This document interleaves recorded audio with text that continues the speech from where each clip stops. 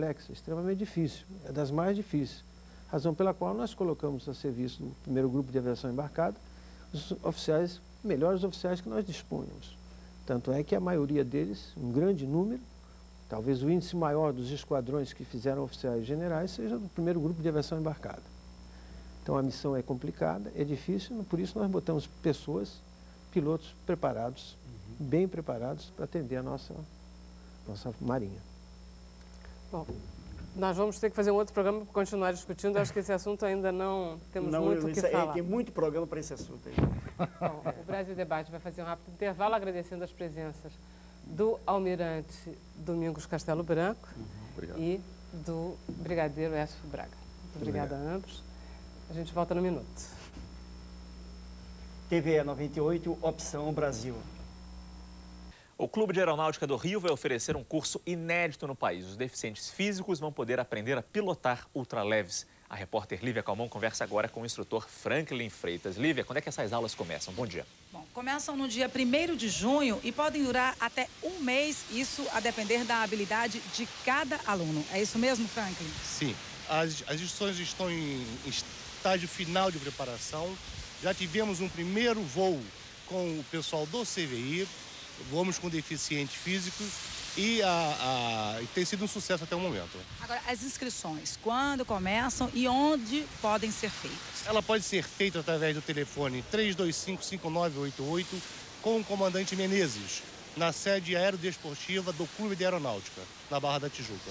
O senhor sofreu um acidente, há 16 anos, convive aí com a cadeira de rodas e sabe bem as dificuldades. Esse ultraleve, ele vai ter que ser adaptado? A origem do ultraleve, ele foi criado para um deficiente físico. Era um pequeno avião de 2 eixos. Hoje nós fizemos pequenas adaptações nos nossos aviões para o voo do deficiente físico. São muito pequenas as adaptações. No futuro, esses alunos podem ser profissionais, podem realmente pilotar ultraleves? Não vejo por que não? Nós temos pessoas deficientes que dirigem táxi, por que não pilotar um ultraleve para voos panorâmicos? É um avanço. É um avanço, sim, sem dúvida nenhuma. O Clube de Aeronáutica está oferecendo isso, está abrindo um leque para os deficientes físicos. Vamos repetir o telefone para informações. 325-5988, comandante Menezes, de quarta a domingo. Muito obrigada. Márcio Gomes. Uma terapia no céu para vencer as barreiras enfrentadas no dia a dia. Deficientes físicos descobrem a sensação de liberdade, aprendendo a pilotar ultraleves. Veterano do céu, sobrevivente da guerra nas grandes cidades. O Major Toscano era piloto da Força Aérea quando foi baleado durante um assalto no Rio. Trocou as asas pela cadeira de rodas e achou que seria para sempre. Foram 25 anos para que ele tivesse a chance de voar de novo. É uma sensação extremamente prazerosa, de independência, de liberdade. Essa é uma experiência que eu julgava não poder mais repetir. Tirar os pés do chão, passear pelo céu. É sempre uma sensação diferente, mesmo para quem não tem problemas físicos. Agora imagine para as pessoas que vivem presas a uma cadeira de rodas aqui no chão.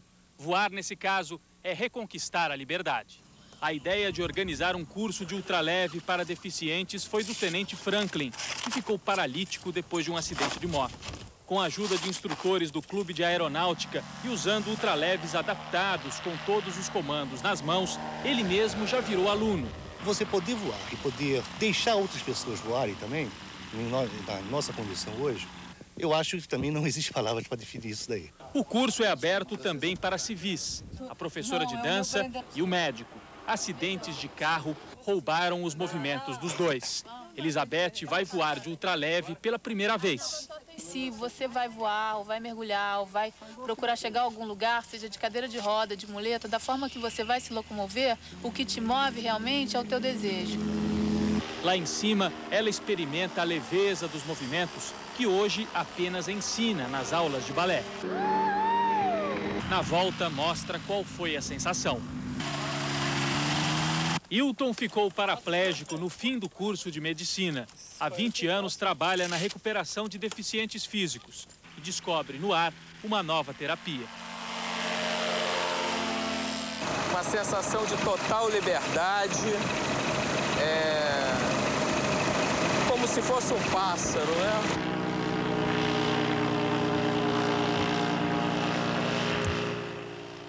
O curso de voo para deficientes físicos é dado pelo Clube da Aeronáutica, na Barra da Tijuca. O telefone para contato é 210-3212. Bem, por hoje é só, a gente fica por aqui. Até amanhã, boa tarde para você.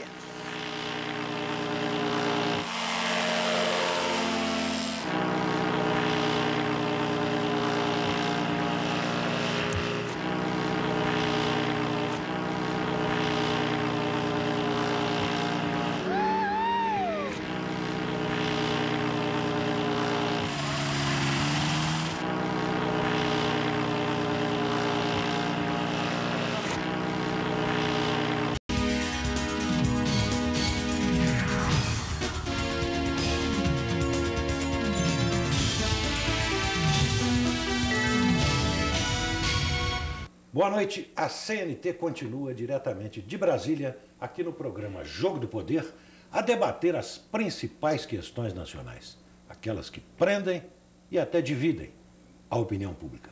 O Jogo do Poder é apresentado sob o patrocínio da Gol Linhas Aéreas, aquelas que têm a mais moderna frota de aeronaves e os preços de passagem os mais baratos. Hoje é 31 de março. Uma data significativa na história do Brasil. Para uns, foi a deflagração da Revolução. Para outros, a deflagração de um golpe militar. Nós vamos conversar, não só sobre o significado do movimento militar de 64, como sobre temas da atualidade, com o brigadeiro Hércio Braga, ex-presidente do Clube da Aeronáutica, e que em 31 de março de 64 era tenente. Participa da entrevista Eduardo Mancais, que é da Rádio Nacional da Amazônia. Brigadeiro, vamos direto ao assunto, começando pela data. Se não tivesse havido por parte do presidente João Goulart um apoio a um movimento pela quebra da hierarquia nas Forças Armadas, teria acontecido o movimento militar de 64? Olha, Chagas, eu acho muito difícil. As Forças Armadas têm uma base legal. É muito importante a legalidade para o militar. Porque você, quando quebra a legalidade, você não diz mais que o general é superior ao coronel, ao tenente. Sim. Então, o apego do militar à legalidade é uma característica muito boa, porque o império da lei é defendido e é mantido pelos militares, né? Bom, a respeito de 31 de março, 40 anos atrás, eu era tenente, né? Sim. Primeiro tenente. E eu saía na rua fardado. E eu fui abraçado, fui aplaudido pelas pessoas. Quer dizer, no dia 31 de março de 1964, a nação como um todo apoiou completamente a tomada, a iniciativa dos militares. Esse é o problema, brigadeiro, porque hoje, é claro que o movimento militar fez coisas horrorosas, execráveis, quebrou a legalidade, houve censura à imprensa, houve de tudo. Agora, hoje, 40 anos depois, a gente não encontra uma pessoa que tenha dito, não, eu aceitei, eu apoiei, não. Hoje, todo mundo faz média com os militares. Todo mundo diz, porque eu me sacrifiquei, eu estava contra, etc, etc. Até gente que participou. É um fato isso. Exatamente. Eduardo. Em cima disso mesmo que eu falou da militar, uma coisa que a gente fala foi golpe militar, revolução militar, tropas militares, mas tinha civil, tinha até o comandante civil, Magalhães Pinto, Admar. E por que na hora da fama, inclusive a má fama, fica só com o militar e os civis não teve participação? Teve participação de civis, a marcha da família, muita participação de civis. Né? Bom, isso daí são problemas. O militar não se comunica bem, não tem uma boa comunicação social, como diz lá. Ele acha que está fazendo o melhor, o que pode, interesse do país, e não tem que se justificar e que apresentar isso ao público para... Não tem essa preocupação. A missão do militar é muito reservada. Então, isso pesa muito nessa divulgação. Nós pecamos, inclusive a aeronáutica fez coisas fantásticas na área de ciência e tecnologia, que é uma área que o Brasil sofre um cerceamento muito grande das potências mundiais, né? Enfrentou muita coisa e não se preocupa com a propaganda, né? A propaganda que a gente faz é cumprimos a nossa missão. O VLS vai subir, o centro de lançamento de Alcântara está construído, os DACTAs estão aí, os aeroportos estão aí, tudo construído e sem muita propaganda, mas funcionando. Agora, brigadeiro, o senhor acha que houve, no movimento militar de 64, interferência dos Estados Unidos? Olha, isso os Estados Unidos interferem no mundo inteiro. Então, isso não quer dizer que aqui ele não interferiu. Ele interferiu. Mas a história, vamos dizer assim, do desenvolvimento do movimento dos governos militares, eu não gosto que eles chamem de ditadura militar, porque não houve bem uma ditadura, houve um negócio meio esquisito aí. A prazo fixo? Hoje nós temos uma democratura, né? Sim. Naquele tempo eles dizem que tinha uma ditadura militar, mas hoje é uma democratura. Mas a realidade é que aquele pessoal, a resistência ao movimento, declarado por gente deles, o objetivo deles era a tomada do poder.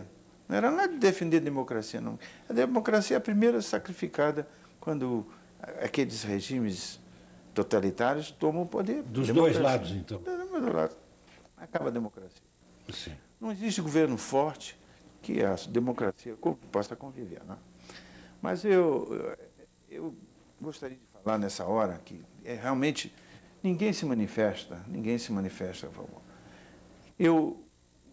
Os resultados dos governos militares, comparado com os governos democráticos, entre aspas, nós vamos fazer comentário depois sobre democracia, são desastrosamente superiores, né?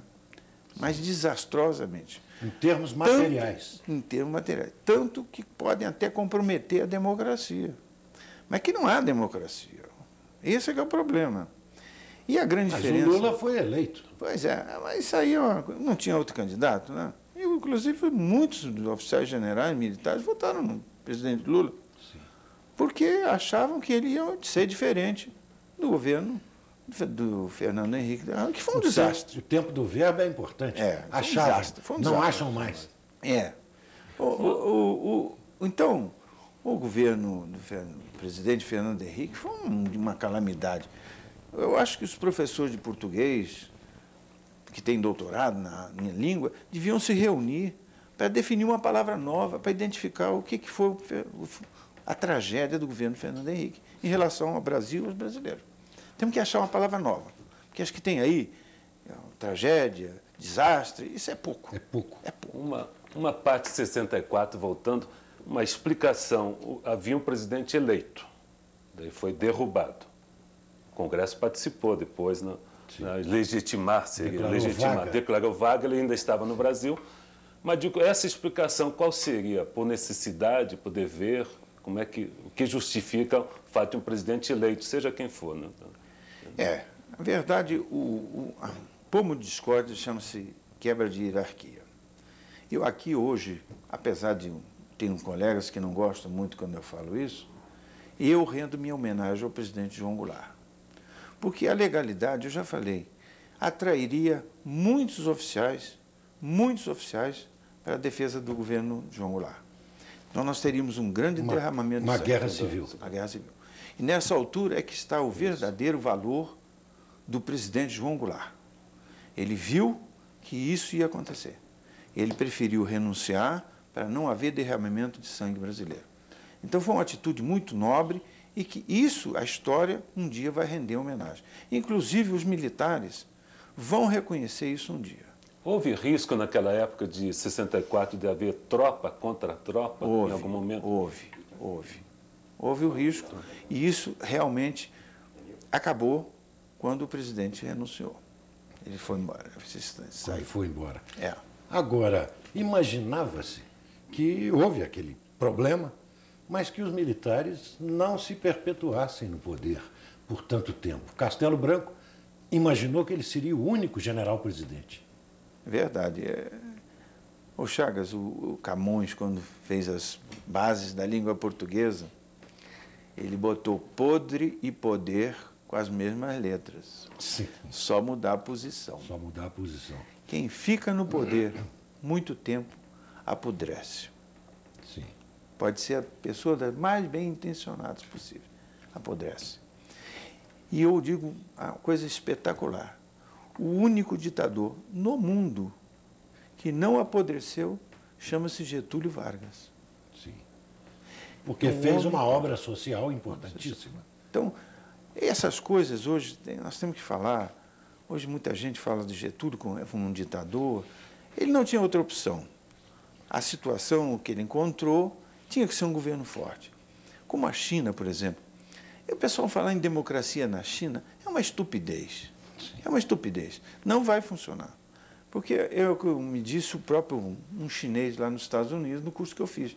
Ele disse, na época eu era coronel, eu disse, coronel, se abrir uma democracia na China, imagina que 50 milhões de pessoas resolvam ir para Xangai. Não tem privada. Num água, país de 1 bilhão. Não tem, tem que haver cerceamento de... A mobilidade na China tem que ser restrita. E ainda é. Ainda é. Pode ser o regime que for. E a China, por causa dessas condições, população, recursos, tem que ser um regime forte. Pode ser de direita, esquerda, não interessa. Tem que ser um regime forte. Sim. Para funcionar. Senão a China se quebra, se parte em pedaços, se divide em vários países, a democracia lá levaria isso. Com certeza. Brigadeiro... Então, bom chinês não quer democracia. Não quer. Brigadeiro Hércio Braga, vamos fazer um pequeno intervalo aqui no Jogo do Poder e retornaremos em seguida, dentro de 1 minuto.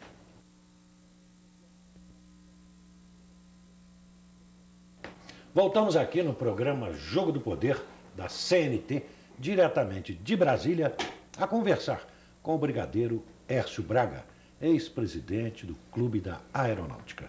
Brigadeiro, vamos, ainda que por um bloco ou dois, vamos deixar o passado e entrar no presente. O senhor tem uma posição muito firme, muito explícita com relação ao que acontece no mundo hoje. O senhor está para lançar até, dentro de poucos dias, um livro chamado As 10 Mentiras do Capitalismo Podre. O senhor acredita que o mundo atual está no caminho certo? Quer dizer, globalização, neoliberalismo, prevalência de uma superpotência e dos interesses dela sobre o mundo inteiro? Bem, eu realmente estou escrevendo esse livro, está terminado já. Basicamente, eu vou concluir acrescentando alguns dados, mas são 10 mentiras capitais do capitalismo podre. O capitalismo podre é representado pelo governo mundial. Existe o governo mundial e há pessoas que não acreditam que as coisas acontecem aleatoriamente, por destino, vontade de Deus, etc. Mas não é isso. A macroeconomia, os macroacontecimentos são todos planejados e executados por esse pseudo-governo mundial. Mas há um comitê, então? É um grupo de pessoas, é um grupo de pessoas que eu até vou ler aqui como eu chamo esse grupo. Ele é amoral, aético, apátrida, ateu, agnóstico, apócrifo, apático, apocalíptico e assassino. Sim. Então, esse governo mundial existe. E quais são as 10 mentiras capitais que eu falo aí? Então, vou falar rapidamente sobre elas, algumas, e elas são detalhadas no livro. Eu não escrevi um livro, eu reuni posições, palavras, declarações de pessoas muito competentes. Por exemplo, dou um exemplo aqui, na área de economia, o professor, doutor Adriano Benayon. Então, quando ele fala com base. Ele tem doutorado de economia em Hamburgo, na Alemanha. E ensino na Alemanha é coisa muito séria. E então, as 10 mentiras? As 10 mentiras. Vamos lá. Primeira, mercado. Mercado é uma farsa. Em macroeconomia, mercado é uma farsa. Por que é uma farsa? Os países poderosos em relação à matéria-prima, não tem mercado nenhum. Não tem falta ou excesso de matéria-prima. Eles dizem o preço. E até estimulam os países em desenvolvimento a aumentar a produção. Para quê? Para o produto ficar mais barato. O preço está sempre caindo. Está sempre caindo. Vamos dar um exemplo. O nosso minério de ferro. Isso aí quanto mais a gente produz, aí os caras alegam lei da oferta e da procura, né? Sobe a oferta, o preço cai. Sim. Tá certo? Então eles usam os países de uma maneira geral, para estimular o aumento da produção. Emprestam dinheiro que o país paga, um sacrifício. E o país compra máquinas neles, ao preço que eles querem. E as tais leis do mercado? As leis do mercado... São essas? Estão no bolso deles. Entendeu? As leis estão no bolso. Então, quer dizer, neoliberal, economicamente, então... Globalização, isso é uma piada, isso é um grotesco. O caso recente da Parmalat é uma coisa assombrosa, né? A Parmalat paga para uma empresa que é ligada a ela o preço da embalagem, o mesmo preço que ela paga para o produtor do leite. Isso é uma coisa, como diz a jornalista Miriam Leitão, do Globo, diz que isso é uma coisa que só acontece no mundo, só aqui no Brasil. A embalagem tem o mesmo custo que o produto. Do conteúdo, do leite. Isso é uma loucura. Sim. Agora, aumentar o preço do produto do leite. O produtor não viu esse aumento. O caminhoneiro que transporta o produto também não viu esse aumento. Ao contrário, viu-se mais espoliado com essa coisa absurda que se chama pedágio. Pedágio para caminhoneiro, para ônibus. Isso é um absurdo, isso é um estancamento, um freio para a economia. Mas não há muito imposto que onera essa produção? Lógico, isso é tudo objetivo desse pessoal, é um só. O Brasil, lá embaixo, o Brasil não pode crescer. Mas nós estamos com um governo de esquerda, um governo que prometeu mudar isso tudo. Continuam as mesmas regras? Bom, quando me pergunto o que eu acho do governo do presidente Lula, eu digo, eu não acho, por mais que procure um governo. O que eu acho e encontro é um partido político no poder. Isso ficou claro no dia da posse, em que a praça, aquela praça grande, estava cheia de petistas, alegres, satisfeitos que elegeram o presidente, mas não tinha uma bandeira brasileira. E eu lembro a todo mundo aqui que isso já aconteceu no passado. Não havia bandeiras da Alemanha, haviam bandeiras do partido nazista. O partido assumiu o poder. O senhor estabelece alguma comparação? E muito. Entre o PT e os nazistas? Os métodos, muito. Infelizmente, muito. O ministério mais importante, o Ministério da Propaganda. Não é esse o ministério mais importante do governo Lula? Bom, agora estão engolindo propagandas erradas que fizeram, retiraram do ar. Agora, a base da propaganda, desculpa, obrigado. A base de propaganda não é a arma principal de todos os governos, independente dele? Realmente é. Só tem que a técnica dos nazistas era mentir, mentir e mentir, até essa mentira se tornar aceita como verdade. Tá? Então, hoje, nós estamos num festival de mentiras, né? Festival. Hoje, a mentira é o principal instrumento de diálogo dos políticos com a nação, com o povo. Por falar em mentira, a primeira mentira é o mercado. E a segunda? A segunda é o dólar. O dólar é uma moeda sem lastro. É uma moeda que está sendo emitida sem nenhuma responsabilidade. Ela é emitida por 12 bancos privados dos Estados Unidos. Privados. E o tal de Fed é um Fed mesmo. É uma coisa... O Banco Central português, americano. É nada de Banco Central americano, é o Banco Central do governo mundial.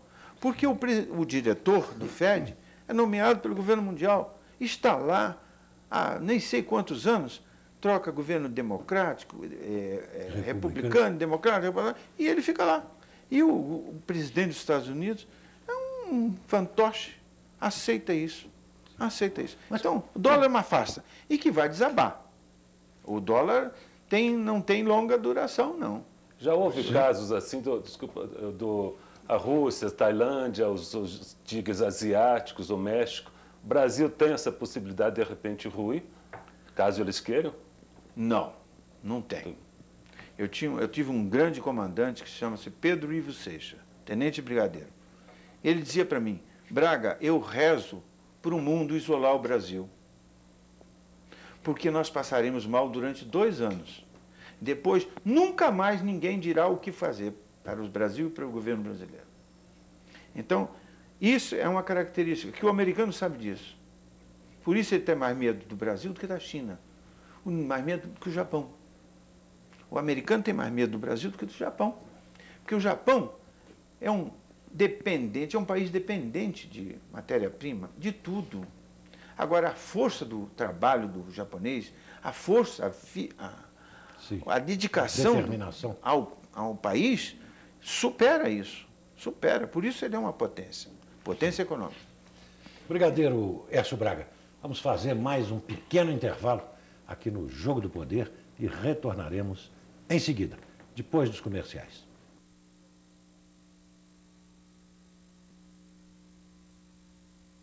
Voltamos aqui no Jogo do Poder da CNT, diretamente de Brasília, a conversar com o brigadeiro Hércio Braga, que foi presidente do Clube da Aeronáutica. Brigadeiro, no seu livro, o senhor fala as 10 mentiras, já falamos de 2, o mercado e o dólar. E a terceira? A terceira, o dólar tinha que ter uma forma, um sistema político para poder atuar livremente. Eles poderiam atuar com o dólar livremente. Esse sistema é a democracia, né? Quer dizer, é a chamada democracia. Chamada democracia. Não é a democracia ideal. Não é a democracia ideal. Exatamente. Eu só vou me restringir à eleição, só para falar. A eleição hoje é uma palhaçada. Toda eleição? A eleição do voto eletrônico, né? Sim. O voto eletrônico é um instrumento para quem está no poder fazer o que quiser. Então, eu disse até, ele democratizou o voto, porque hoje, realmente, o militar, o jornalista, o estudante, o operário, o professor, todo mundo, ninguém mais sabe em quem votou. Porque o voto eletrônico, da forma que está, faz o que quiser com o seu voto. Pode ser manipulada a votação completamente. Isso não é palavra minha, isso é palavra de especialista, de gente graduada em segurança informática. Tecnicamente, que é o ponto central, não pode entrar no software. Fizeram até um como é que se chama? Um fórum do voto eletrônico e divulgaram tudo lá. Eu li, até concordei. Eu tenho formação de engenheiro no ITA, né? E é perfeito a argumentação dele. É completa. Faz o que quiser com o voto eletrônico. Então, acabou com a democracia. Uma pergunta em cima dessa parte, que o TSE nunca abre a alma, nunca abre a alma do sistema. Diz que, inclusive, se abrir a alma, outros vão usar para defraudar. Mas não abrindo também continua o segredo. Isso... A coisa é tão ridícula, que a apresentação aos partidos, eles apresentam a urna eletrônica, o pessoal testa lá, um número limitado, não sei quantas urnas, acho que 1000 e poucas, e depois o pessoal confere os dados, tá certo?